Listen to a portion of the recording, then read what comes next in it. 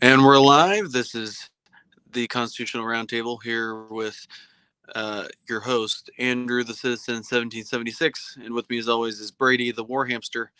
And I don't think Doug will be with us today, or at least not at the beginning. We'll see how it goes. But anyway, so how have things been with you, Brady? Good, busy. I just working, burning the candle on both ends and getting stuff done. Trying to find enough time to stay up on current events and get a few shows out. But yeah, it's been a good busy time. Yeah, there's a lot of news right now going out about the derailment in Ohio. Um, did you hear anything else about that? Oh, it's funny you say that because I think the news is the fact that half the country doesn't even know what happened. The mainstream media won't touch it. And someone was telling me a story yesterday. They were at some kind of a pickleball event, which whatever pickleball is, I guess it's miniature tennis or something like that.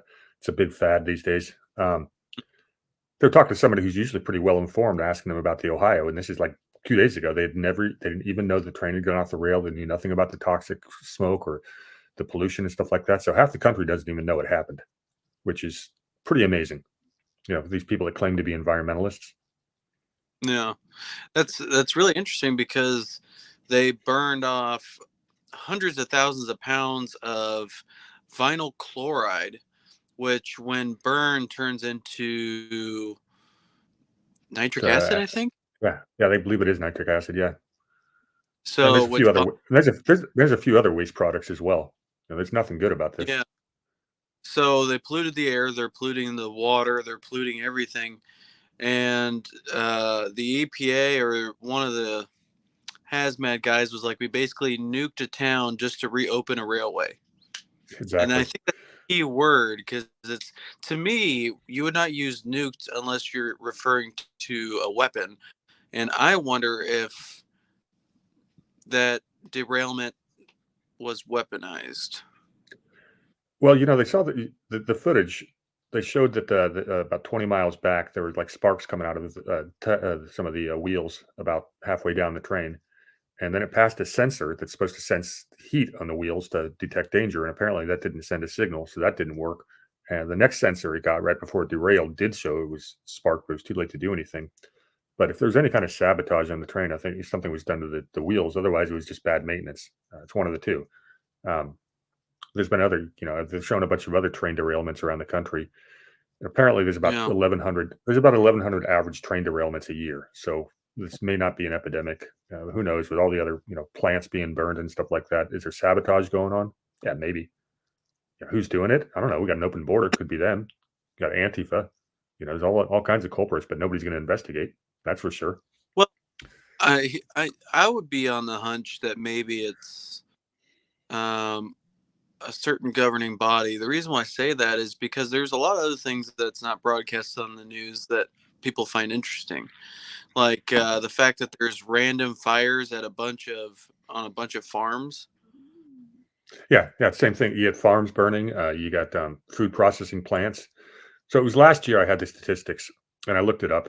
And if you take 2020 out of the picture because of COVID year lockdowns, from like 2018 to 2021, we averaged about 10 to 12 food processing plants burning per year. And in June of last year, we were on pace for more than 50, which is a couple standard deviations outside, which you could expect to be random. So something intentional was happening with the food processing plants. I don't think this is all coincidental. The question is who's doing it, and like I said, there's a lot of culprits. You got Well, the here's something to kind of go to that is a farmer was told to literally destroy his own crop, and he said that the government was paying him to do it. oh, yeah, they do all kinds of stuff like that. I mean, that's been going on for years, but where they were worried about with the chicken, what was it, the avian flu or something like that. So a bunch of chickens got killed. And apparently it wasn't that was over. They were overzealous in that, but they want us to starve. I mean, these great reset Well, people. Yeah, maybe there's no not doubt that. for control resources, because there's also there were some reports, I guess, of big chicken coop type farms that were no, it was it was like a sublet of Purina that I guess has like chickens or something, and the food that they were giving him were giving them were preventing the chickens from laying eggs, which Yeah, was Tucker Carlson did a show about this a couple weeks ago. A lot of chickens around the country are having egg laying problems, and the small farmers that figured out how to beat it, they just changed the food, and the chicken started laying eggs again. So there's definitely was something going on with chicken feed. yeah. Well, you got that. You got sterilizing of people during you know 2021 whenever they were getting certain shots. Let's say. Oh, I let's mean, not for, there's yeah, definitely let's an attack right now. yeah, let's not forget that the massively decreasing testosterone levels in Western men. I mean, that's real. It's happening. It's been going on for more than a decade. Yep. Nobody's talking about that. The last part about the train that really got me was, of course, Pete Buttigieg finally makes an appearance and talks about it about 8 days too late. And of course, he couldn't resist the chance. Well, we were trying to fix this, but there was a Trump era rule change, and they tried to blame it on Trump. And then apparently, it was such a blatant lie that even Twitter and YouTube and everyone like that, and some of the mainstream media were fact checking him, saying no, that's not the case. It was not Trump's fault. So there's when you get in fact checked, when you get in fact checked by the mainstream media, you're lying pretty bad. Yeah, and another thing is that the EPA and everybody was saying that the air quality was perfectly safe, even though it absolutely was not. At least that's how it was being reported, and then a reporter was arrested. I mean, there's a lot going on, and then on top of that, you have all these spy balloons, and are they UFOs or whatever? Obviously, I don't believe they're UFOs, but a lot of people like there's so much It's literally there's so much going on right now that it makes you wonder why. Does that make sense? Well, I think we can speculate why. Like I said, they want us dead. I mean, they flat out say it. Klaus Schwab. But it's not just him. It's been going back 150, 180 years. These eugenicists, they believe Yeah. that the resources are theirs, and we're the useless eaters taking up their resources. Yeah. Bo Watson had a question. Why did they have to burn the chemicals on the train post derailment per order from the governor? So the official story was to create a control burn off to prevent a catastrophic explosion. That's what was reported. If that's true, I'm not sure. To me, that seems kind of like a dumb thing to do. I mean, I get it, but also you're putting horribly toxic things into the air that could get into the jet stream and then move. And then also you're now adding particles that cling to moisture into the air, which then creates acid rain and other things of the such. So, but to answer your question, it was to prevent a catastrophic explosion, which would be worse, they said. But anyway, that's the answer for that. Yeah, I'm not sure who ordered it. Also, I think there's some confusion over whether it was the governor or whether it came from the EPA. The decision was obviously not well thought out. A lot of people are questioning it in hindsight, but you can't put that genie back in the bottle. The question is, what are they going to do for those people? I mean, if it's not safe to live there, that's a problem, and they should be Yeah, taking a lot. Oh, and then of course, FEMA, the federal government, said no, we're not going to. We don't have. We can't do anything to help you. Ohio's getting yeah, not a penny because all the money's got to go to Ukraine. If that makes sense to you. yeah. Well, and here's another thing, kind of going off of what I was talking to you offline. At Area 51, supposedly, again, this is supposedly, but there's actual court cases. There's actual evidence to kind of back this up. That at Area 51, they actually have burn pits with undisclosed chemicals and other substances in them that actual employees were getting sick, and so they went to the doctor, and the doctor said we need to know what the chemicals are, and of course the officials at Area 51 refused to cooperate for whatever reason, so those people cannot get the treatment. I believe one of them died, if I have my information correct. So there's a lot of this going on, but I'm pretty sure the Area 51 thing has been going on for who knows how long. So We had some movement in the Jeffrey Epstein case this week. Did you get Oh, a do you, chance to follow? I've Yeah. not. Last thing I heard was, um, I think that there was possibly maybe some people getting revealed, but it's not like the blacklist or something. I could be Well, wrong. there was a list that came out a week or so ago, and a lot of it was we'd already seen that before. There's some pretty interesting names on there, though. I mean, my favorite is Joey Behar from The View. Yeah, she got her jollies off on Epstein Island. But no, what's moving here is there's a U.S. Virgin Islands is file a case in New York against J.P. Morgan Chase for facilitating all of Epstein's banking for all those years, knowing that there was sex trafficking going on. How do we know they knew that? Well, in discovery, this is what came out this week. Was basically they've got internal memos of J.P. Morgan, their risk management department, saying they know that that Jeffrey Epstein was doing what he was doing.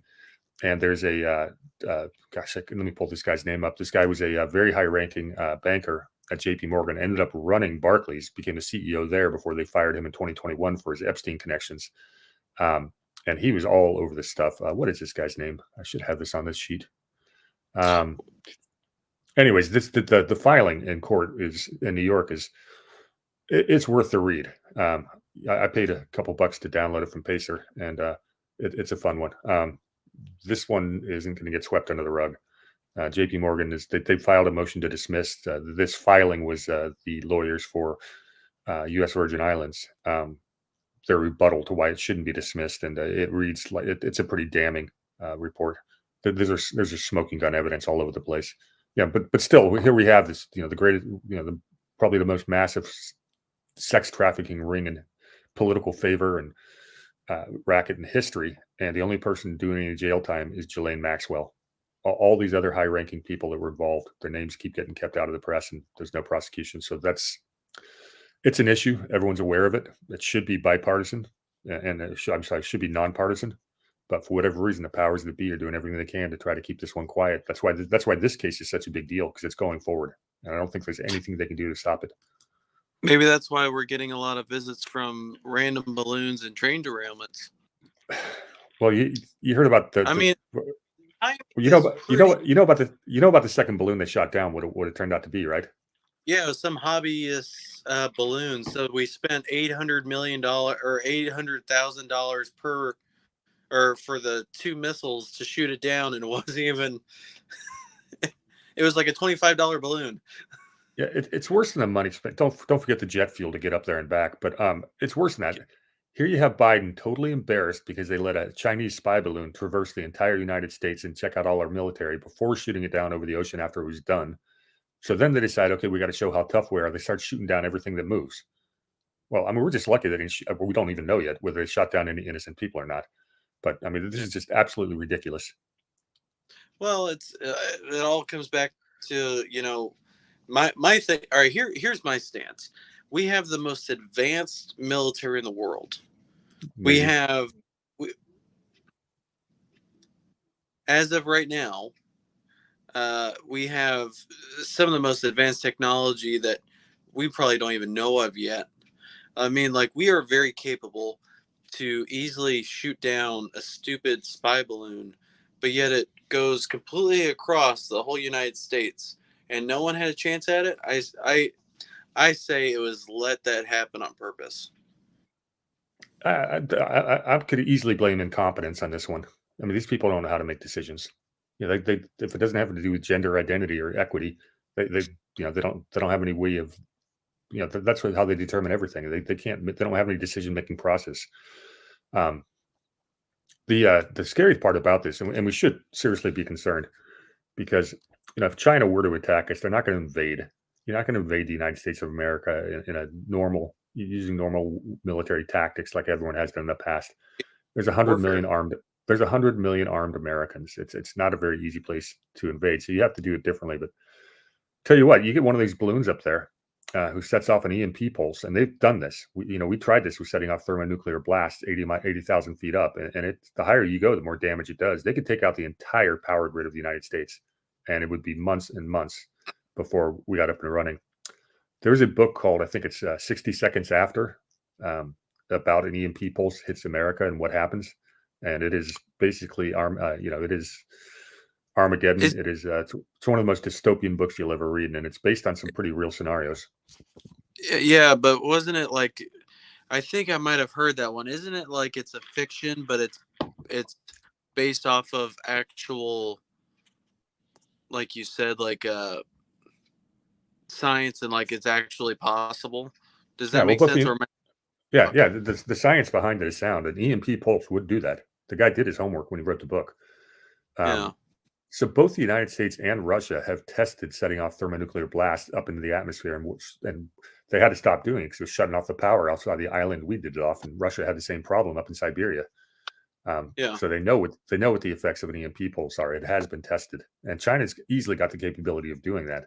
So let's say they yeah, send a fleet of. Let's say they decide that it's time to humble America, and they send a fleet of about 30 balloons. We can't shoot them all down. All they need is one over the continental United States, sets off an EMP pulse, and we're back in the Stone Ages. And there's not a darn yeah. thing If we I can do about it. A lot of the nuclear weapons that were tested were dropped. I want to say they were set to explode. I want to say around 1,000 to 1,500 feet off the ground. Well, these ones were way up in the atmosphere because they were trying to check the electromagnetic uh, impact. So this is done for a specific purpose. Okay. Yeah, I went down that rabbit hole of weapons testing, nuclear weapons testing, and it's wild. Well, I want to know how much they've done underground because we know they've done it. The underground, Uh, setting off nukes underground. so, What's the long term impact of that?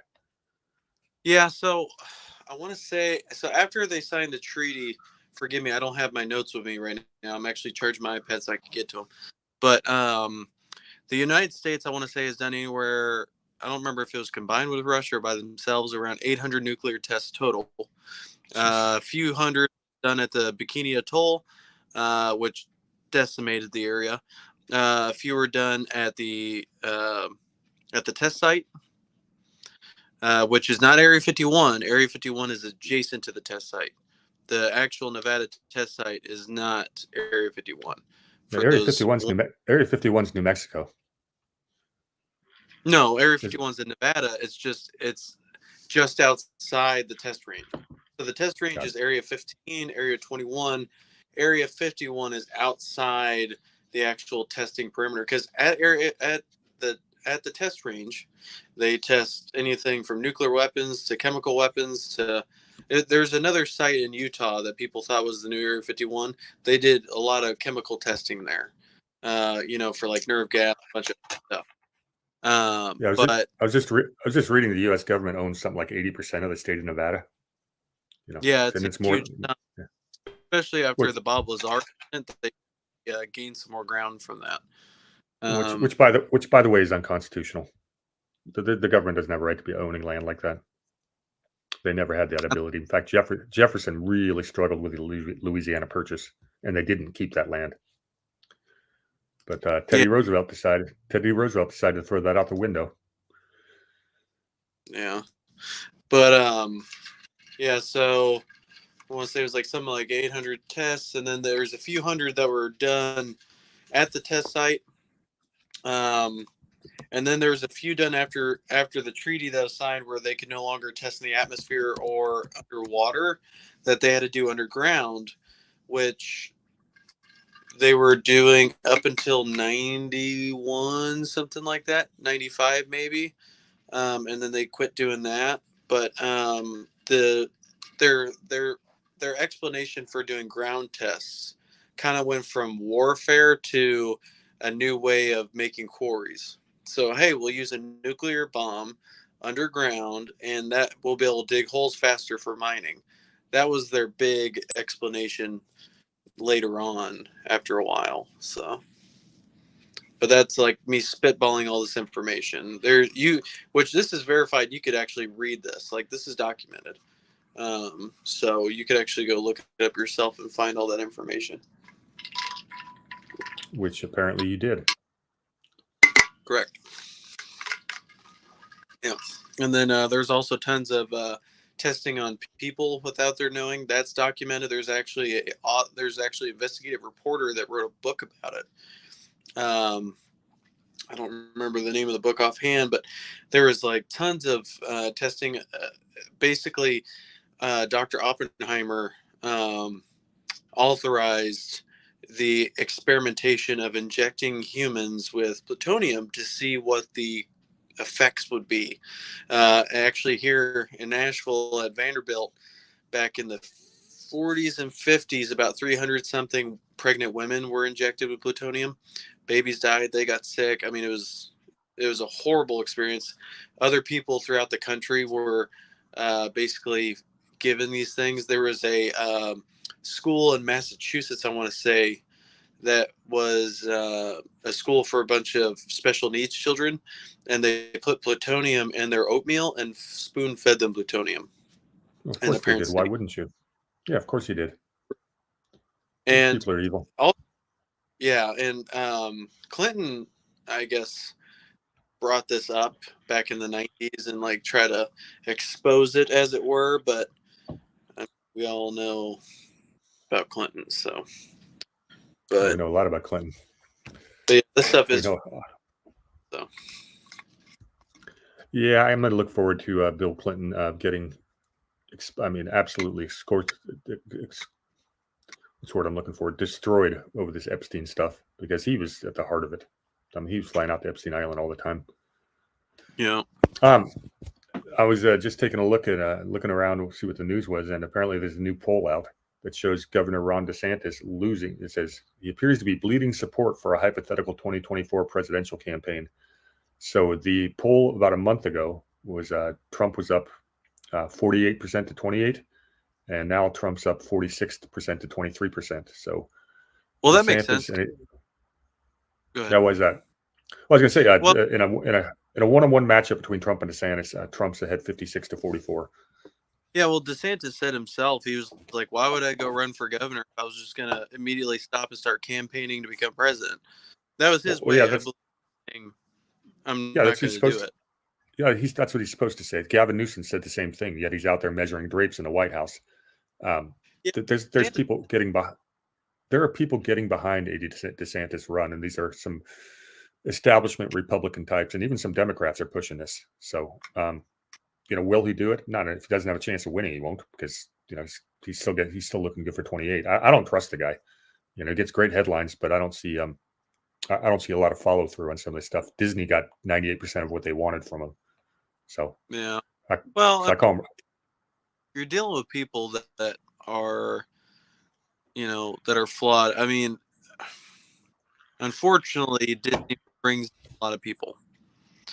So, in his eyes, I think compromise had to be made. Was it the correct choice? No, because I believe that one of the most toxic things in America is Disney, just because of what they're programming children with, and Yeah, it's you just reminded me of something in that Jeffrey Epstein filing.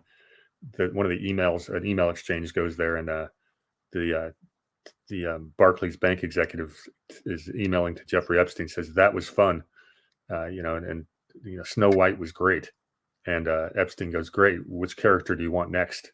And he goes, how about Beauty and the Beast?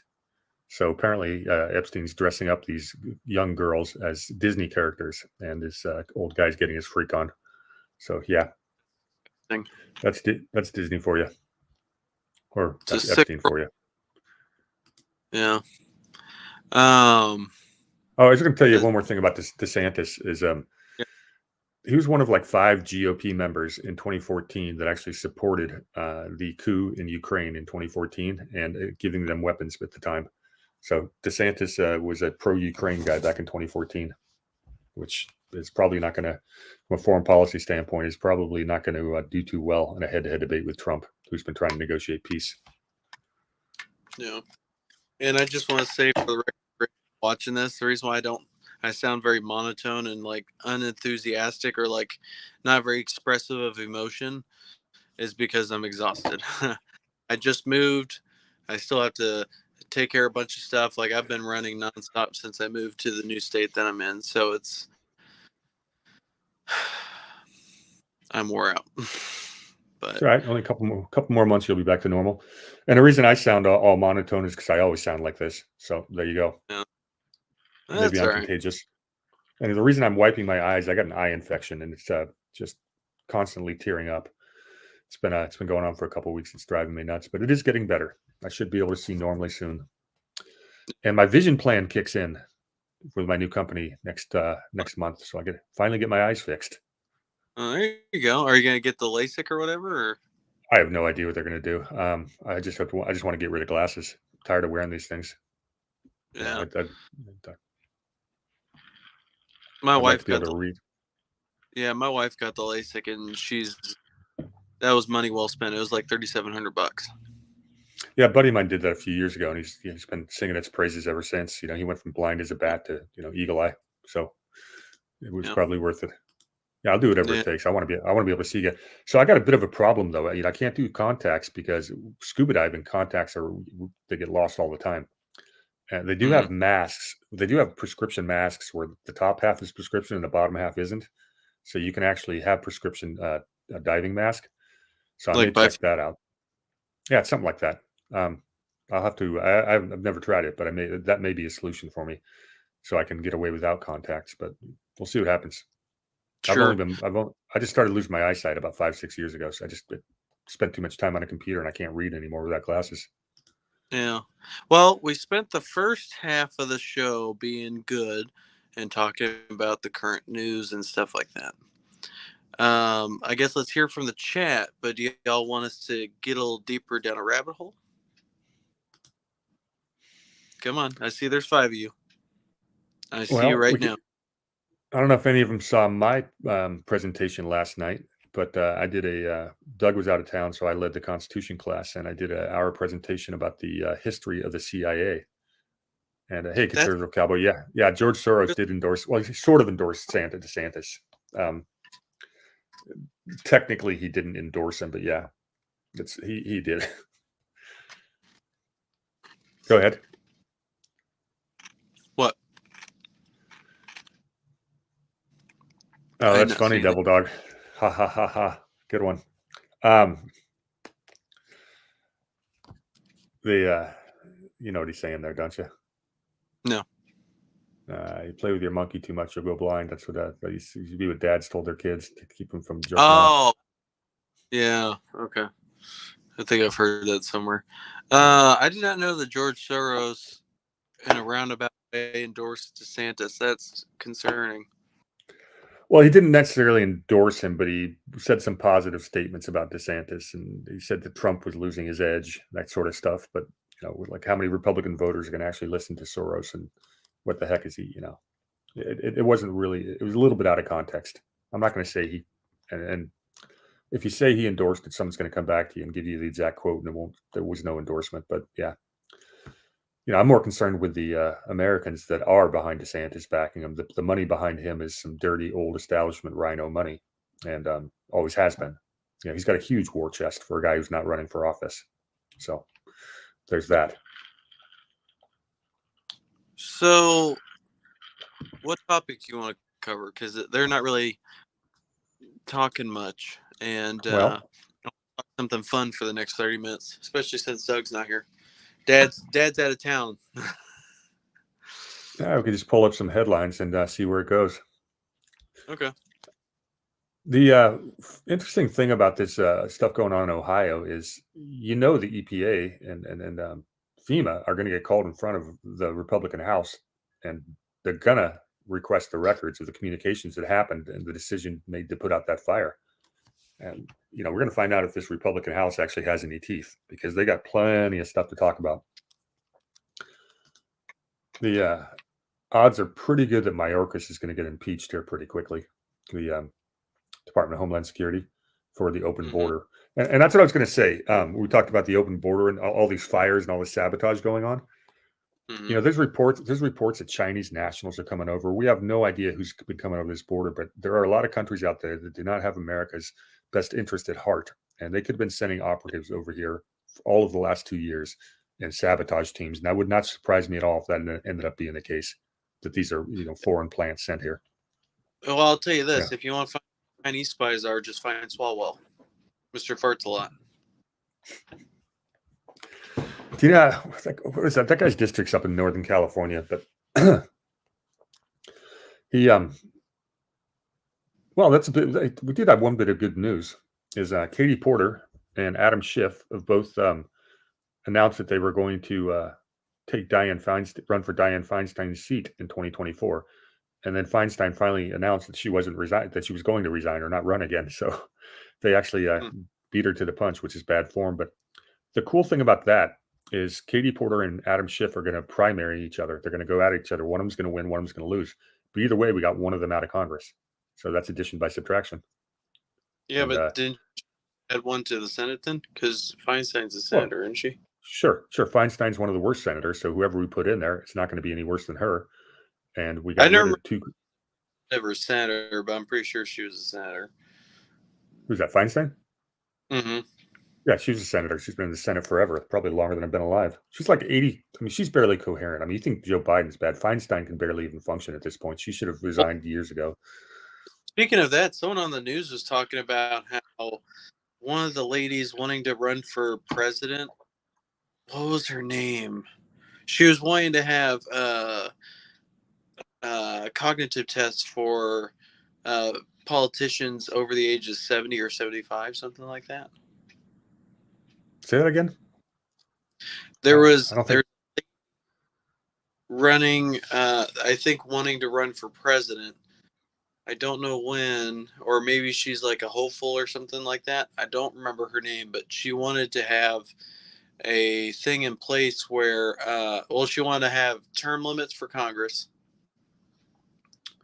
and then she wanted to have uh, cognitive testing on politicians over the age of 70. How about all of them? There's a few of them that were cognitively impaired that are much younger. It's funny. One of the comments on this. Well, first of all, let's talk about term limits. Nikki Haley, I think that sounds about right. Sorry. Don't get me started on her. By the way, she's not eligible for run for president for the same reason Kamala Harris isn't eligible. Her parents were not both natural born citizens when she was born. Hey, Greg, is that the one I'm talking about? I don't remember the lady's name. Yep. What was I going to say? So the interesting thing about Adam Schiff, going head to head with Katie Porter is going to get all of the Elizabeth Warren support. She's a big Elizabeth Warren type. That's a lot of Californians, and so Schiff. There's a chance that Schiff loses that primary and is out of Congress altogether, and that would be such a beautiful thing. And if not, we get rid of Katie Porter. So this is a good thing. So I need to stand up for California here. Because we've been ruining the country for so long. In 2022, California flipped 6 Democrat House seats. We are the reason. California is the reason that the Republicans hold the House majority right now. That came from California with their 6 flips. New York did a few too, so we'll give them credit. The 2 worst states turned more red, which is really good news. But the way they did in California is interesting because ballot harvesting is legal here. And as much as I hate the state GOP, they did a good job of getting ballot harvesting out in a bunch of key districts. And that's really why you have a, Republican majority in the House, is because of California's Republican ballot harvesting. And as much as I hate to say this, that's until we get these election laws fixed across the country, that there's going to have to be more of that. We got to play by the rules that are there. And I can't stand it against. I'll be holding my nose the whole time, but that's what worked. So, and we've got the big Supreme Court hearing from Moore versus Harper about election and where the state legislatures have final say over state election laws, which the Supreme Court should uphold, and that is going to impact a lot of the swing states. So 2024 could have better voting laws. It's not going to be perfect until you get rid of the machines, but that's the bottom line. Yeah, and I don't know. Someone once said that there's always, I don't remember who. Again, my brain is fried. I could be like super happy right now. You never even know. Sorry, people. What was I gonna say? I don't know. I Oh gave up yeah, some. there's I, been election fraud, but I think it's more noticeable now because of social media. Like for instance, there was election fraud whenever Kennedy got elected. yeah, Utah, 1960. yeah. So I Yeah, mean, it's it was Chicago Mafia really flipped Illinois for him, and that was the reason he beat Nixon. And Nixon had all his lawyers in there, and they had all the proof, and the court still wouldn't overturn. But no, you know, election fraud's been around since we've had elections. I mean, Tammany Hall, it was got to be the most corrupt politics in the history of America, and that was New York City. They were buying votes like you wouldn't believe it. You go throughout the entire anti post Civil War era with the robber barons. To get a job in any of these cities, you had to go to what's called the ward boss, and the ward boss controlled all the jobs. And basically, it is you're an Irishman fresh off the boat. Well, I'm going to get you your job, but you're going to vote for my guy. And they made sure you did that, and that's why we ended up getting the secret ballot because of that. Because they could tell, they could threaten you if you voted wrong, or they could get rid of your job. So yeah, corrupt elections have been around a very long time, probably as long as we've had elections. yeah. Well, here's a direction we could go. Let's go on the extent of your live yesterday. Do you want to? You want me to? You wanted me to talk about that a little bit? Yeah, let's talk about the CIA. I'm Well, sure there's a lot of this. let me pull up my notes real quick, and I'll give a brief summary of what I talked about. I By was the having a way, tough. for the FBI and the CIA listening, hi. Go ahead. And the NSA, don't leave those guys out. They feel left out if we don't talk about them. Oh yeah, that's right. I'm sorry, gentlemen and ladies and Z's, because the correct term now is Z's because it's non-binary, I guess. Anyway, go ahead. I can skip to the juicy stuff. I was struggling to figure out what to call my presentation last night. So it was part 3 of the history of the CIA, and I was getting Mm-hmm. into the juicy stuff of post World War II. And Alan Dulles is really the star of the show, so I called it Alan Dulles, the CIA and its rogue foreign policy. But I You really call it should the have. Say again. you call it the Marshall Plan. Yeah, it's not accurate. But I was going to call it the rise of the Fourth Reich, but that's already been taken. Someone wrote a great book about that. You So know, it's really what it was. right? What's that? You know why I said the Marshall Plan, right? Explain it to the guests, to our audience. Plan was a plan that was written by Harry Truman to. Here, let me just pull it up, just so that way I can be a little more accurate with my words, because I am not good at explaining things. So you just pull it up. But essentially, it was a plan that I believe, if I remember right, there were certain CIA officers that are actually involved in that, and other people, and it was basically a way of changing. Forgive me, I'm gonna turn on my hotspot. A way of changing the America after the war. It's actually very interesting. And Warhamster, if you have a chance to get to it before I do, feel free. Um, Well, there's an interesting question in what's going on? Someone's trying to update my browser. no, Um, we got an interesting question in chat from Conservative Cowboy. What about the report from the Gateway Pundit about the new state of California sending 2 representatives to D.C. and according to their website, they have a state assembly and Senate. So I'll touch on that again. This new California outfit, which emails me every single day, and I know a lot of their people. They're well-intentioned people, and I just don't think they're going to have a lot of success simply because they think they're going to follow the West Virginia plan. And West Virginia was able to leave Virginia and join the Union because Virginia was no longer protected by the Constitution because they had seceded. California, under the Constitution, no state's going to lose their own territory unless approved by their own state, and Sacramento's not going to do that, and Congress isn't going to do that. So you have a better chance of moving territory from one state to another than you do to create a new state, but it's still a really, really tough ask. And like I said, I like these new California guys. It's a really well organized group. They've been at it a long time. They make good constitutional arguments, but you can't get past the fact that California's got the right to veto, and they're not going to give up their own territory. It's just not going to happen. Um, yeah. So that's the sad part about that. And I'd love it if these people put all their activities into, oh, I don't know, cleaning up the state, fixing California instead of trying to leave it. But you know, like I said, they're good people. They're well intentioned. I've met a number of them. Doug knows a lot of them Mm. more personally than I do. They've been around a long time, but it's going to be pretty hard. I mean, there's some people in Oregon that want to join Greater Idaho. California wanted to secede when Trump was in office. The Democrats wanted to. None of these things are really constitutionally viable. You know, of course, it's secession is legal, and case in point, when the 13 colonies got together to sign the Constitution and ratify it, there was no way they were going to sign that document if there was any insinuation that once they sign it, they could never leave. They had no idea if this experiment was going to work or not. They weren't going to sign away, hundreds of years of living under tyrannical rule. They always knew they had the right to leave. So when Lincoln invaded the South, he was the aggressor. They had every right to secede. But Yeah. that's different. Secession is different than forming a new state, and the Constitution protects states' sovereignty. You can't take one state's territory. Yeah. Unfortunately. All right. So, oh, go ahead. Yeah, you're right, Greg. It is a pipe dream, and like I said, I think it's too bad because these are good people wasting their time of something that has a very low chance of success. It'd be great if it did. California's too big, anyways. You can't have 40 million people.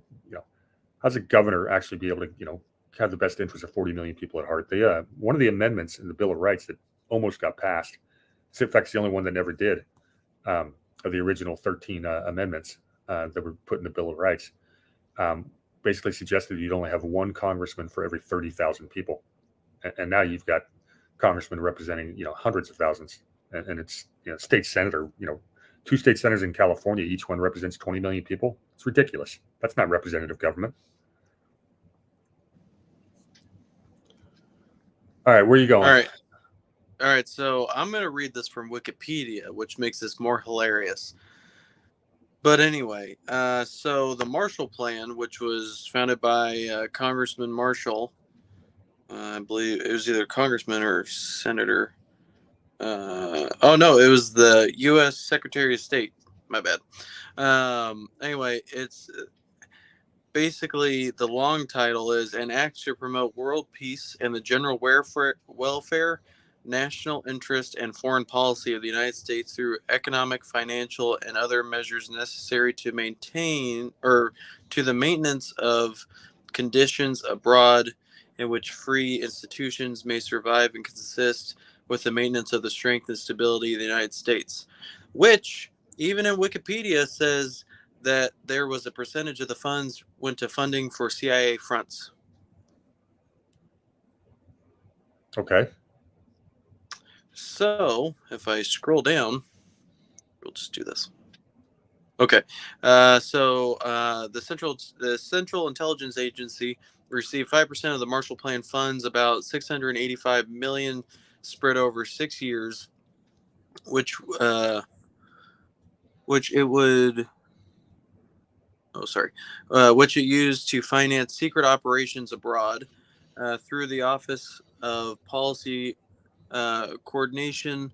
Money was directed towards support of labor unions, newspapers, student groups, artists, intellectuals who were countering the anti-American, well, the counterpart subsidized by the communists. So it was getting a little washy here, which I believe that it's the opposite, that they're wanting to get people that are anti-America and not people that counter it. But in a sing-song way, um, they are admitting to CIA funding through the Marshall Plan, which I remember, I believe it was Richard Bissell that had something to do with the Marshall Plan. Oh, no. It was Frank, the guy that got him to join the CIA, had big dealings with the Marshall Plan with the CIA involvement. Well, what's interesting about that, and I talked about this last night, is you have the CIA's public funding, and they get a lot of money. But the CIA is a self-sustaining organization. They've been involved with narcotics trafficking going back to the war in China with Chiang Kai-shek against Mao Zedong. Um, are the predecessors of our OSS were siding with Chiang Kai-shek. Chiang Kai-shek was in partnership with the largest opium dealers in the world at the time. It was called the Chinese Green Gang. And of course, they got demolished when the Red Army took over, or sorry, Mao Zedong took over. Um, but the CIA just moved their narcotics trafficking operations into Laos, Cambodia, Vietnam, and Afghanistan. And the CIA has been operating that ever since. They were smuggling money into Cuba, or they were sending opium into Cuba where it'd be converted into heroin sent to the United States. And that's led into the Iran-Contra, which is, of course, Bush, Clinton, all those nice people. Savings and loan scandal is part of the money laundering part of that. The CIA also was able to fund itself from the Anderson Trust, which is the result of something called Operation Golden Lily. This is what happened when the Japanese lost the Battle of Midway. They realized they were going to lose World War II. They started burying all the gold and treasure that they'd looted from across the Southeast Asia in this deep 100-foot deep mines they built in the Philippines. Well, MacArthur found that money, flies across the country in an emergency meeting with Truman and three other people, Anderson, Lovett, and forget the name of the third guy, but they created what's called the Anderson Trust. That was about $1.2 trillion. Well, that money's been used to fund covert operations ever since. And then, of course, there was the Vatican, who basically helped facilitate the transfer of about billions of dollars, both to the Nazis in Argentina, but also the Polish Solidarity. Let me interrupt you before you get into it. So that explains why MacArthur randomly was taking out of the Philippines during World War II. That's fascinating because a lot of people are like, why in the world did he leave? And then out of nowhere he comes back because he was telling the Philistines, wow, the Philippine people that he would be back. And he said, I will return, and he did return. So I've been to the Philippines. I went there on a scuba diving trip, and there's a big park and monument to MacArthur. They love him there because the Japanese are pretty brutal conquerors, and he said he would return, and he did, and he liberated the Philippine people. That's why, I mean, that is still a military. I mean, they love the U.S. military more there than any place I've ever been. You go there, you say you're American, they're very happy to see you. Another interesting observation about the Philippines is they eat more Spam than anybody I've ever seen, even including Hawaiians. Yeah, you go to a grocery store in the Philippines, they got an entire aisle on both sides stacked cover to cover with Spam. And there's one guy, his full-time job is just to restock Spam. And that's a big, post World War II thing, apparently. Yeah. Interesting place. No, MacArthur, I think he was removed because he wanted to take out the communists once and for all. And Truman wasn't having that. Or Truman's people behind him weren't having that. Truman wasn't a very strong president. He was basically picked as a compromise, to be FDR's VP because everyone knew FDR wasn't going to live through his fourth term, and they couldn't have a Eastern Democrat or a Southern Democrat because the two factions would have fought. So Truman, being from Missouri, was the compromise, and he wasn't the worst president we ever had, but he was one of the weakest. And he got thrown into some tough situations. Yeah, here's a question for you. What do you think about Eisenhower? So, Laura Eisenhower? She does a lot of stuff with 107 and all those people. Are you familiar? I don't know. I know who 107 is. I'm not a huge fan. But anybody who did, I don't know who she is. No. I think, she's the granddaughter of the Supreme Commander of Europe, General Dwight D. Eisenhower. And do you remember his famous speech about the military-industrial complex? Yeah, absolutely. What do you think about him and all this? Just because you have almost not almost all of our presidents, but a fair amount were very corrupt, and we're learning more and more. In fact, I didn't even know Lincoln was sketchy until y'all told me. I was like, what? That's crazy. I didn't even know. Now I do know. Sketchy's putting it kindly. Right. But anyway, what do you think about Eisenhower? Did you find anything in any of your research about Eisenhower? Is he good? Is he bad? Or was he good or was he bad? That's kind of a question I have for you because I'm sure he had some entanglements with the CIA as well. So I'm pretty sure you would have ran into this. Well, you got to look at the, what was his foreign policy like? And, it was under him we started the Korean War, and we had an awful lot of other policies that we've ended up regretting, that the CIA was very happy with, and the military was as well. He was he a 4-star general or something like that? He was a 5. Is he 5-star? Okay, yeah. So, he's a product of the military industrial complex. But that was an era where the military was a lot more honorable than today's, General Milley Yeah. and people like that. So, I don't look at, you can't look at these guys like good or bad. For the most part, you got to make an awful lot of deals to get into that position at that level of power, even in the 50s. Well, he was Supreme Commander. So in World War II, he was made 5-star, and he was promoted to 5-star general, Supreme Commander of Europe. So he was over all the Allied forces. So he was commanded over the British, like over everyone else, like as in the um, in this expeditionary force.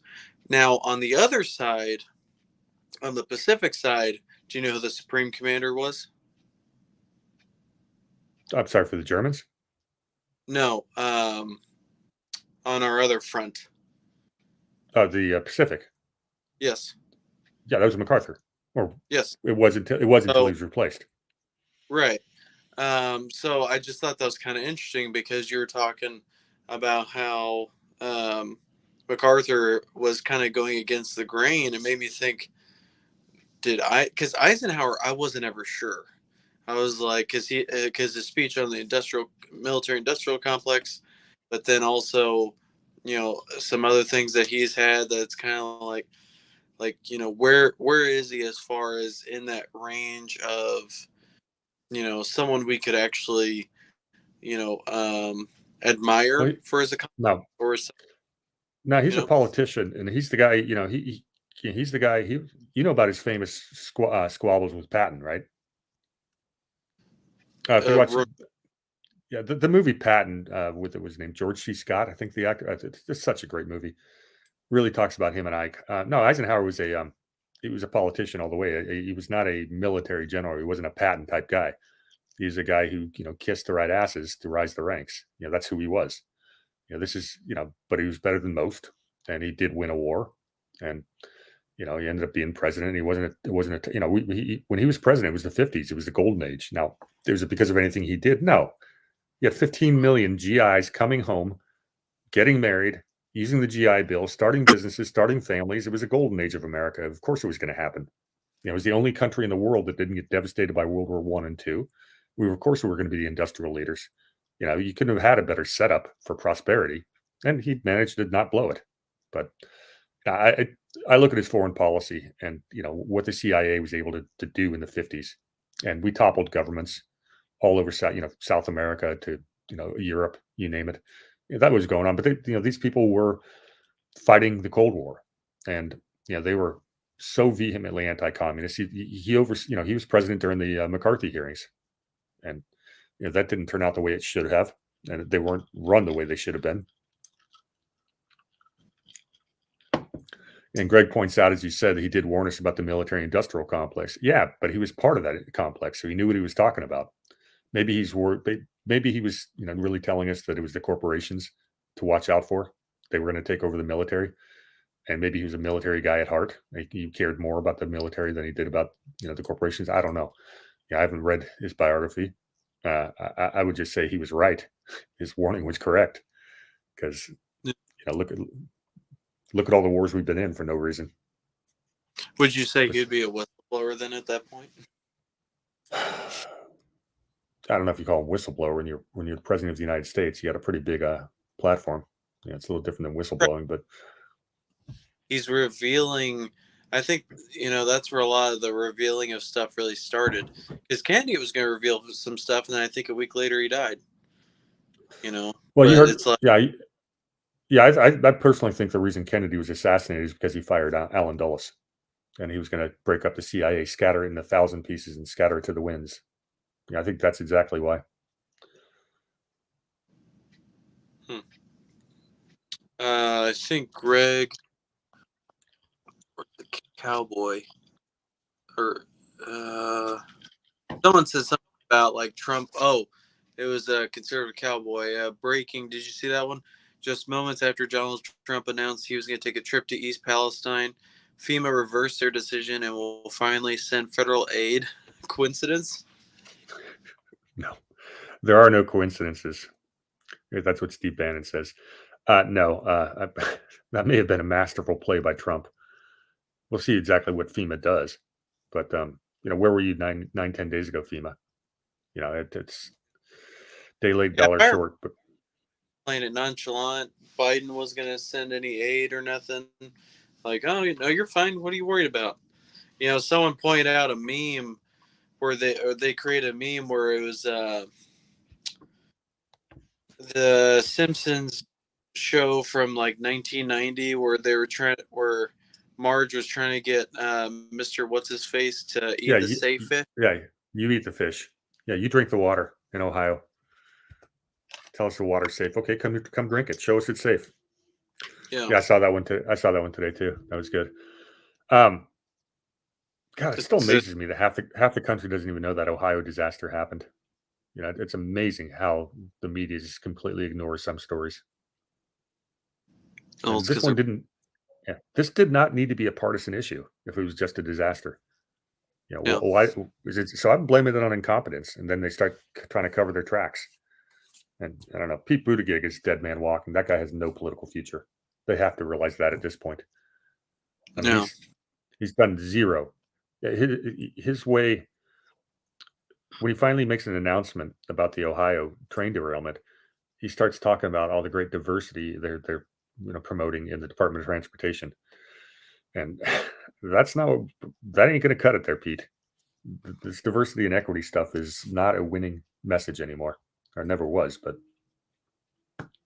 yeah. It looks like Greg said the classic liberals are all joining our side at this point. Well, if they're smart, that'd be a good idea. But also, what's our side? You know, because if you're viewing as like a Republican, I don't trust the Republicans either.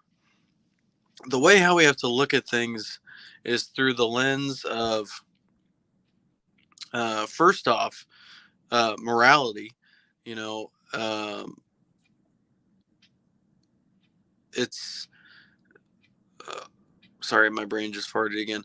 You know, through morality, through divine providence. Then the second one is going to be through the Constitution.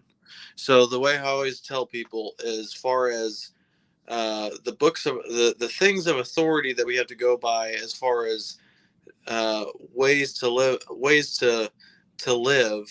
is the Bible and then the Constitution in that order. You know, because luckily the Constitution and the Bible don't ever conflict. In fact, the Constitution, I believe, came from the Bible because our founding fathers were like, we need to put this stuff in there. Even to people that don't believe they're not Christians, I think we could all agree murder's wrong, lying's wrong, you know, all this other stuff, you know, and with the Constitution. So that's how we need to view things. Um, but yeah, well, I want to it's touch. I want to touch on that classical liberal point, um, Greg, because I've always called myself a classical liberal, and it bugs the heck out of me that I have to use the word classical because liberal values are things like believing in human rights, due process, small government. Those are liberal values, as Jefferson, Thomas Locke, and the like would have described them. Montesquieu. Unfortunately, the Democrat Party, what we now call the radical left, etc., confiscated our word in 1920, and they did that because they called themselves the Progressive Party before that, and their policies were so ineffective they just got their butts kicked in the 2020 election. So they rebranded themselves into liberals, and they called themselves that for almost 100 years until Obama came around and started calling himself a progressive again because those liberal policies with Jimmy Carter got them massacred in the elections because their policies don't work. But at the end of the day, right left is a misnomer. Um, you talk about. I'm an independent. I've never been a Republican. I was a registered libertarian. I didn't like their party either. I've said this ad nauseum a million times. The national political party system needs to be broken down completely. It's got to be defunded. You start talking about, going back to local representation. Well, I don't want to vote for someone who's going to represent a national political party. I want to vote for someone who's going to represent San Diego and what San Diegans believe in. And that's what representative government's supposed to be, and that doesn't work with national political parties. There's ideas of taking that out, but at the end of the day, you got an awful lot. The America First movement can't stand the establishment Republican Party, and the Republican Party establishment is to the left of the Constitution, and we're dead center as constitutionalists. Now, there's a lot of registered Democrats that we would call liberals. People like my mom used to be. They were Democrats for the right reasons because they were opposed to big business and what the establishment GOP was all about, and those were good reasons to be opposed to. Those people need to meet us in the middle, in the independents. And now you're talking about the biggest political movement in the country that doesn't have a national political party. And that's why the stuff like the Precinct Project of taking over the Republican Party is so important until we can get rid of these national parties. Because the Democrat Party's a lost cause at this point. It's been completely captured. The Republican Party we may be able to fix temporarily. And that's really the only political hope outside of states reasserting their sovereignty and nullifying some of the federal government stuff and forcing a convention of states. These are the peaceful solutions, and we've got to keep hammering on all directions. There's no one right answer because we don't know what the future holds.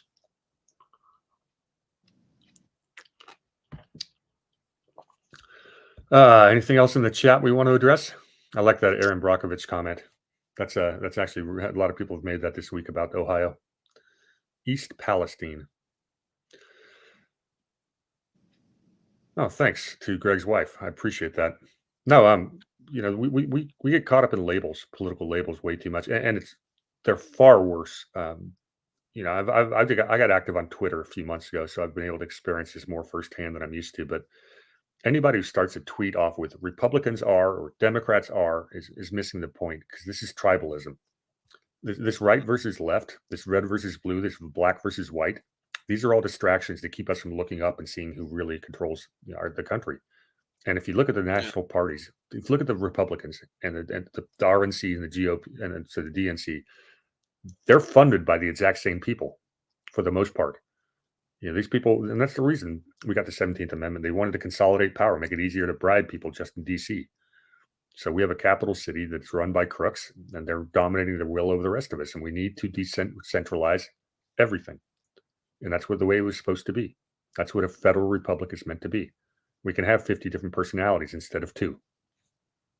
Basically, we don't have 2 personalities. We got about 1.5. Yeah, I think the big thing also is that's unfortunate parties and stuff like that is America's already divided enough, and things have become more.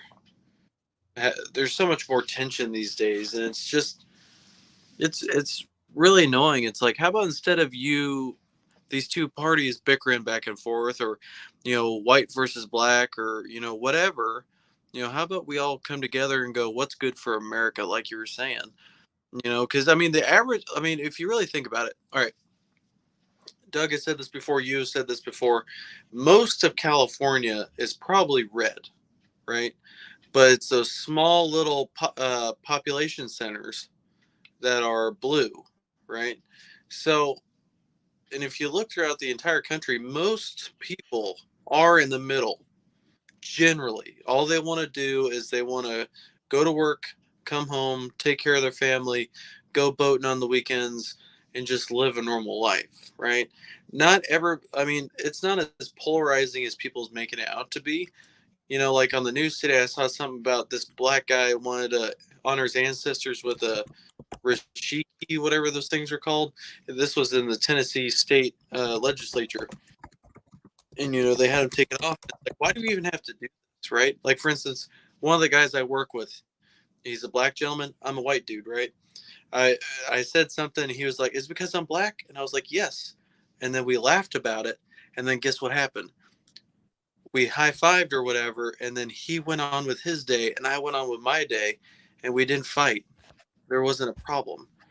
There's people that are of different political views that generally, if we look at what we have in common, we'll find out that we have a lot more in common as far as we want to take care of our families, we want to protect our children, we want to do all these things. We need to focus on these things instead of what separates us. Yeah, that's exactly right. And I was going to say that this is a strategy we can all try. We've all got someone who's quote unquote a radical leftist or whatever term you want to use for them, someone who's on that side of the opinion, who you'd normally argue with about everything from COVID to what have you. Try having this conversation with them. Say, look, I'm going to say something that I think you and I can both agree with, and then you do the same. Something political. Let's find out what we agree on.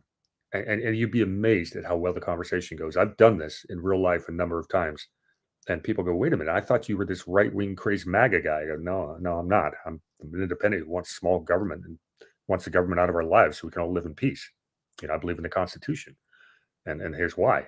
These are how you have those conversations. You have to start with common agreement. What are the values that we share? And there's some that we don't. There's some, I mean, there are a lot of people that want the government to take care of them. They want this social safety net, all these sort of things. The fact that it's absolutely unaffordable, it can't work. They go, of course it can work. Well, socialism's failed every time it's ever been tried in the past, but these people don't look at the history; they look at the future because they've got all kinds of science fiction garbage like Star Trek. If socialism was done correctly, just like communism, it works. Well, they're the same thing. No, but so you look at Star Trek. You look at Star Trek, and I said this the other day to Doug, and he cracked up. Star Trek had food replicators. If I have food replicators, I can make socialism work because top-down central planning is no longer. If you can just summon food out of thin air, boom, socialism is effective. We can all have our equity and stuff like that, but until we get food replicators, it isn't going to work. Central planning, top-down, does not work.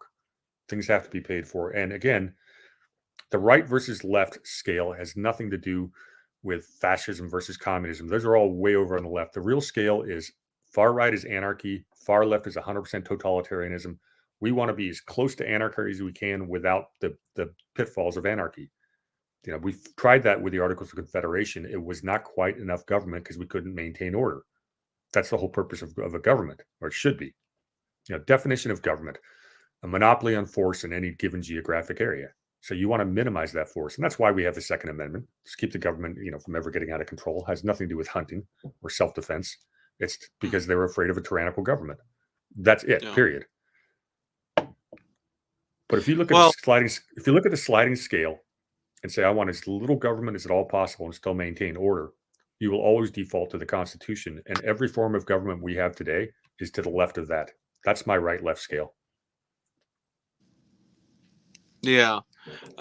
Greg commented, and I want to kind of point this out a little bit because here's another word that was hijacked to make to be something else. There's a little difference between the races. At the genetic level, we are only slightly different, other than mammals, even hamsters. It is all meant to divide. There are good and there are bad people of every demo.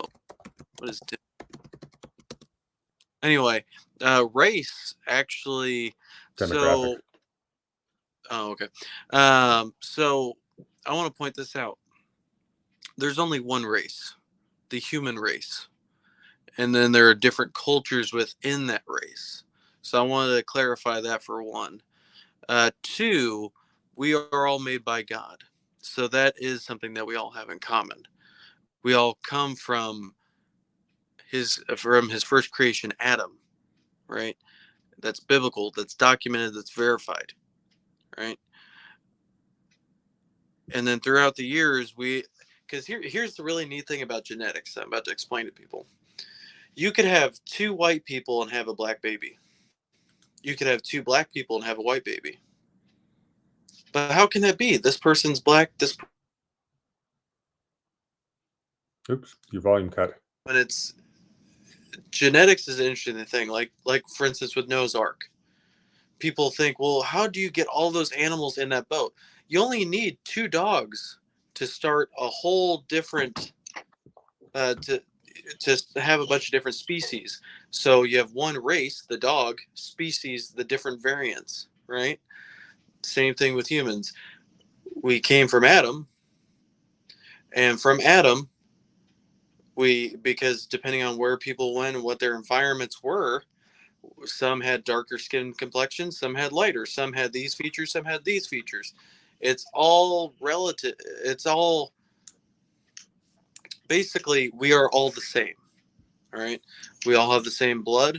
We all were created equal. We were all created by God. We have more in common than we realize, but it's people like the government and like people with ill intention that try to divide us and remove all these facts so that way we don't see things the way that we should. So we actually have a lot more in common than people realize. And of course, there's good and bad in everything, but we need to stop focusing on that. The thing that Republicans seem to never do is they never unite like the liberals, like the far left. In the gun community, we are so divided that we don't even know what to do with ourselves. But the other side, they know how to organize. You know why? Because they find the things that they have in common and then they execute.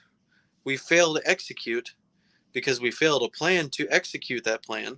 And then also we're so worried about the little minute details that we don't go, hey, you know what? This is what I want for my family. You want the same thing? Wow. Let's come together and make that happen and execute. Get off your butt and do something. If not, quit complaining. That was not really Yeah, to Greg. That was more everybody else. But I just wanted to that all kind of came from the race comment.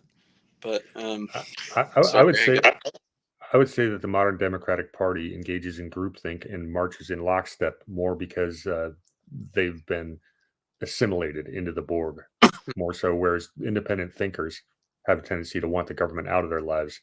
Um, we have a tougher time getting along. You know, like I said, I used to be part of the Libertarian Party, and for the love of God, you want to talk about herding cats, try to get libertarians to agree on something. These are all independent thinkers, and it is a tough one. Uh, Conservative Cowboy had a comment up there to talk about the Arizona bill on election machines. What he's talking about is they just had a bill that made it out of committee. It's requiring all the parts of Arizona election machines to be made in the United States. Yeah, okay, it's a step in the right direction, but again, we're not going to have elections that we can trust till we get rid of the machines altogether. And who's to say you can't? Dominion can't, um, manufacture the exact same machine here. It's a step in the right direction. It's paying lip service to a problem. At least it's bringing attention to it. But Arizona's had a Republican state legislature, for 3 years, knowing they had election problems, and they haven't done diddly squat.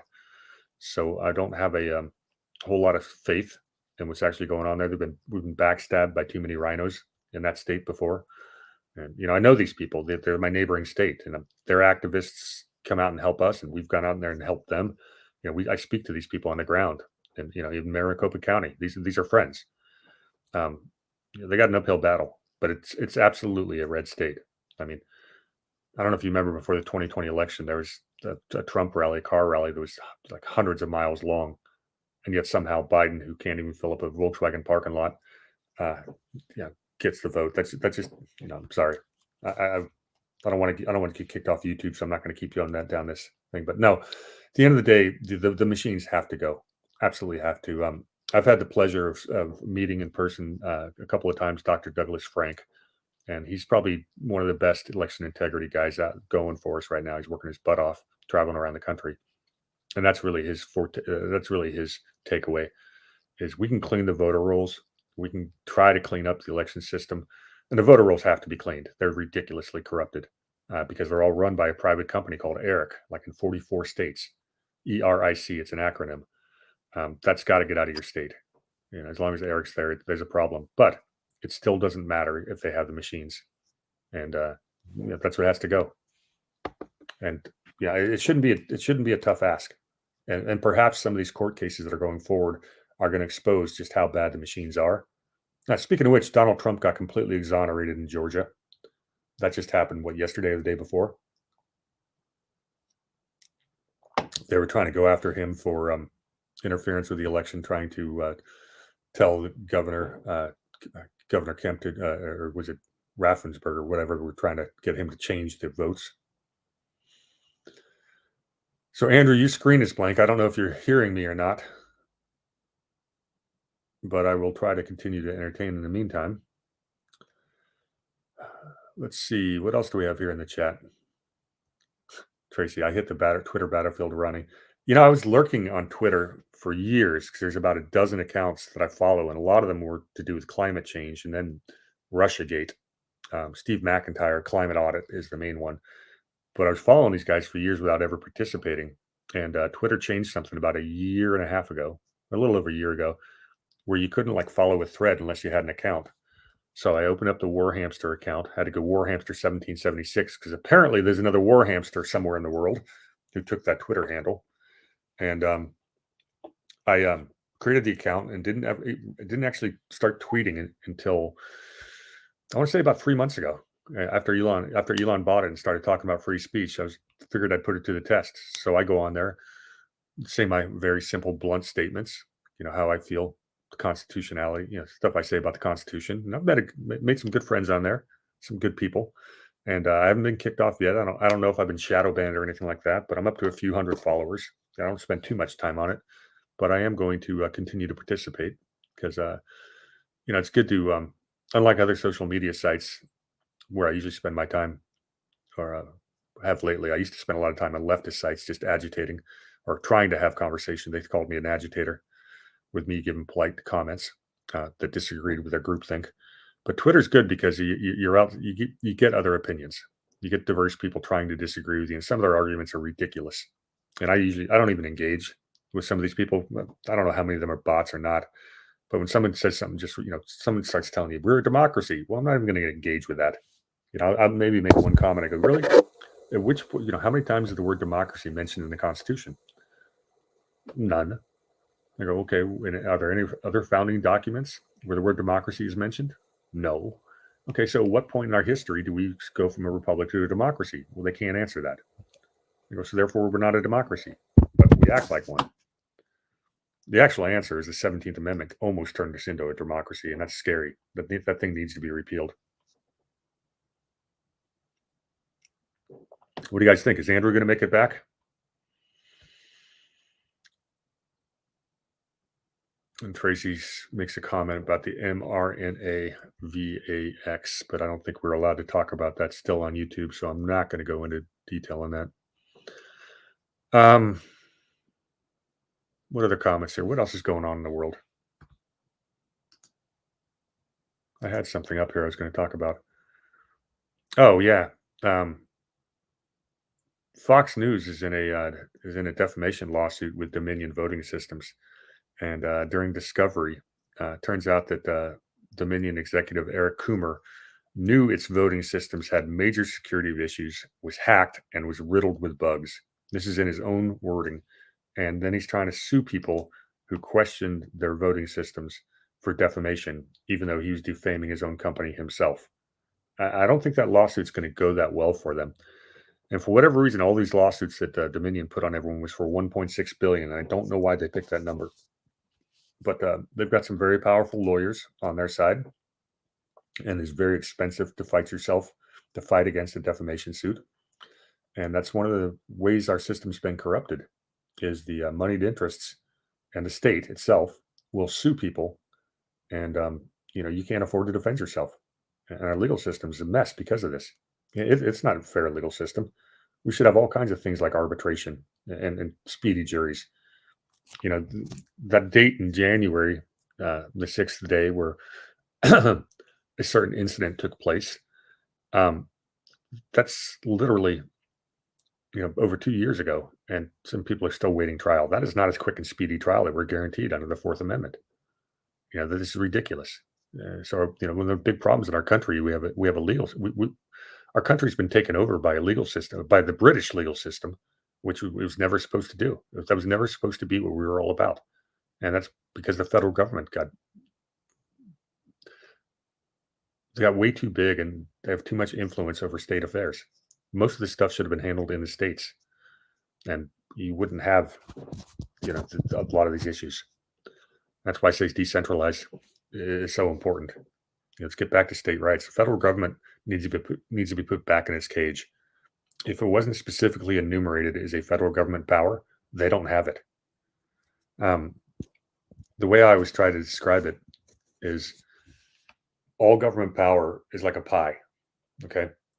Now, at the Constitution, we cut a couple slices of the pie and gave it to the federal government because the states couldn't handle it on their own. And the main one, which is argued in the first 8 of the Federalist Papers, was self-defense. And of course, centralized defense is going to be better, and to handle foreign affairs, treaties, and whatnot. And the other part was to settle in interstate disputes.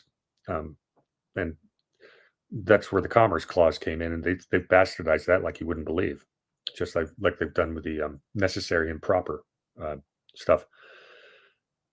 Well, at the end of the day, the federal government is kept taking more and more pieces of pie till it's about 90% of the pie. Well, that's not the way it's supposed to be. So I want my pie back, and we need to carve that back. And the way to do that is it starts with the states. And that's why it was so important for Kerry Lake to win, because there's not a single governor out there who actually has the gonads to stand up to the federal government and nullify laws. We're starting to see some of it, but not the way I'd like to see it. What I I'd meant, rather nothing. I was just talking Constitution stuff for the most part. still somehow in here. What's that? Did I disappear from the show? You did. Well, you were black, just black screen, and obviously we couldn't hear you. Okay. Are you on your? Yeah, my wife wanted to FaceTime real quick. She was heading to bed. So. Well, what is it? Happy wife, happy life. Yeah, that's right. Yeah, it's 10 o'clock her time. 9 o'clock my time. So for the record, she's still in Florida, and you are hanging out in Tennessee, right? Yeah, that's right. Yeah, but hopefully soon we'll be in the same area. So. Yeah, Tracy E. has an interesting comment up there about technocrats that I would love to touch on. I may have done this before. We had this conversation, Andrew, about technocrats. Remind me. So the technocrats are a derivative of the eugenicists. Eugenics goes back hundreds of centuries. It was basically the nobles owned 99% of the land, and they thought they were genetically superior to everybody else, the useless eaters, and the serfs owned 1% of the land. That ends with the Renaissance and the Reformation, and we get things like 1776, and we get this thing called the middle class, and people have rights. Well, the elites never liked that. They always thought they were genetically superior. Always. This goes back quite some time, like since the dawn of man. A branch of eugenists was the technocrats that came out of the 1920s and 30s, and these were scientists that they wanted scientists to have top-down control and order humanity and tell them what to do and give them the resources they needed and divvy up everything for themselves because they thought they were the smart ones. And they were at the time in the 20s and 30s, the technocrats wanted to base it on fuel consumption, how much oil you use and how much energy. And the whole technocrat idea was very popular up into the 1930s, and it completely had to go underwater after some of the atrocities of Nazi Germany emerged after World War II. It became very unpopular all of a sudden, and you could not admit to believing that, but they never went away. And if you look at who actually runs all these global think tanks and universities and corporations, these are all technocrats. It's ruled by experts. This is what the whole COVID response was, is technocratic. We are run by technocrats. This is what the World Economic Forum is a technocratic government, and they are in power right now. They won't call themselves technocrats. Well, they do now, sometimes openly. Klaus Schwab lets the cat out of the bag all the time, but that's who the technocrats are. Oh, yeah. Greg mentions the Habsburg dynasty of Austria. Yeah, that's a fun one. We don't have time to do that. We'll do that another time. All right, so let's go ahead and start wrapping up. This show went an hour and 24 minutes, and time flew. I didn't even realize that till it was about an hour and 12 minutes. So this was definitely a good show so far. So what's our takeaway from today? I'll start with you. My takeaway: Hmm. decentralize. Make the government smaller. Can't we all get along? And people that think they know what's good for you, generally speaking, don't have your best interest at heart.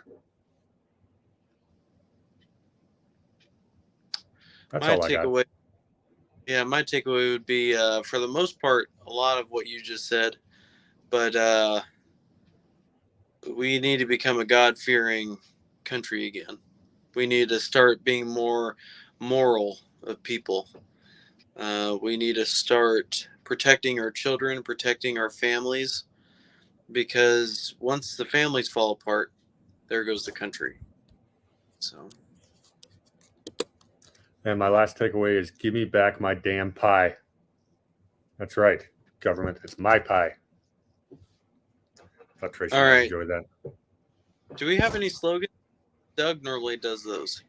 Yeah, he does the sign. He does his famous sign off. I haven't really thought about getting my own version of that. I usually just say cheers, thanks everyone. That's kind Here, of I like my. got one. All right, go This is how for it. we're gonna. All right, we're gonna go ahead and close the show, and let's close the show on this. Epstein did not kill himself. Goodbye, everybody. Good night, all. Cheers.